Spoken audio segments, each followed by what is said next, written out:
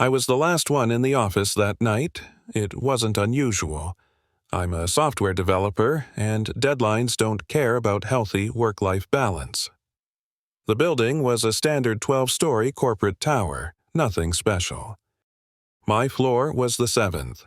Open plan, rows of desks, those fabric-covered dividers that don't really divide anything, depressing in the way all offices are depressing at 11 p.m. I saved my work, grabbed my bag, and headed for the elevator. The building was silent except for the hum of the HVAC. I didn't think about the silence then. I should have. The elevator came quickly. Empty, of course. I pressed L for lobby and watched the doors close. Normal. Everything was normal. The display showed 7, 6, 5, 4, then stopped. The doors opened with a cheerful ding. But I wasn't in the lobby, and this wasn't the 4th floor. The floor display showed something I couldn't process at first. Not a number, a symbol, like a number 4, but wrong, inverted. The button panel had no button for this floor. I stepped out without thinking. I don't know why. Some part of me was curious. The elevator doors closed behind me immediately, faster than they should have. The hallway looked like my floor. Same carpet, same walls, same fluorescent lights, but something was wrong. The proportions were off. The hallway was too long, the ceiling too high. I walked toward where my desk should be, past cubicles that were almost right. Same layout, same furniture. But the computer screens showed things I couldn't read. Not a language I knew, not quite symbols, shapes that hurt to look at. There were photos on desks, in the same frames my coworkers used. But the faces in the photos were wrong. Not distorted, just wrong, like someone had drawn a face without knowing what faces looked like. I found my desk. My desk.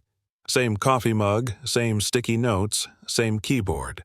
But my monitor showed my face staring back at me. Not a reflection. A photo I never took.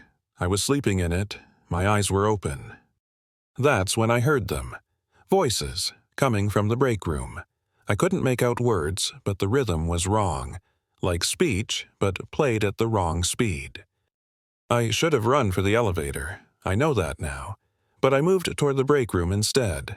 I had to know. I had to see. Through the window in the door, I saw them. My coworkers. Sarah from marketing, David from engineering, the whole team, sitting around the table like any other day. But they weren't moving right. Their heads turned, all at once, toward the door, toward me. They smiled with too many teeth. They stood with joints bending the wrong way, and they started walking toward the door. I ran. The elevator was at the end of the hall. I hit the button again and again. Behind me, I heard the break room door open. The voices were louder now, calling my name, but wrong, like they'd learned my name from reading it. The elevator doors opened. I threw myself inside. The button panel was blank.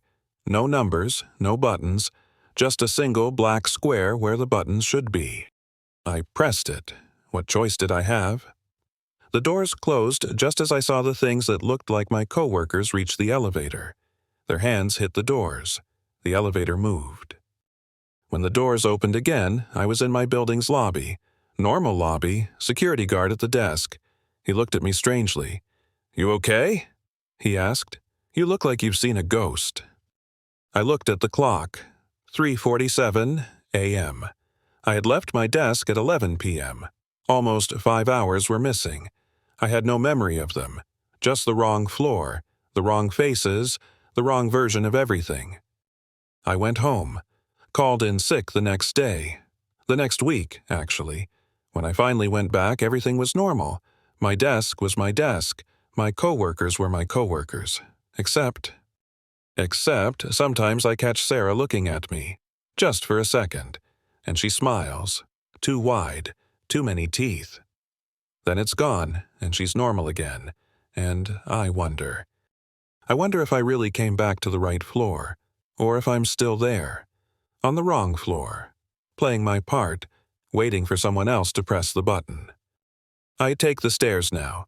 Every day. 12 floors down.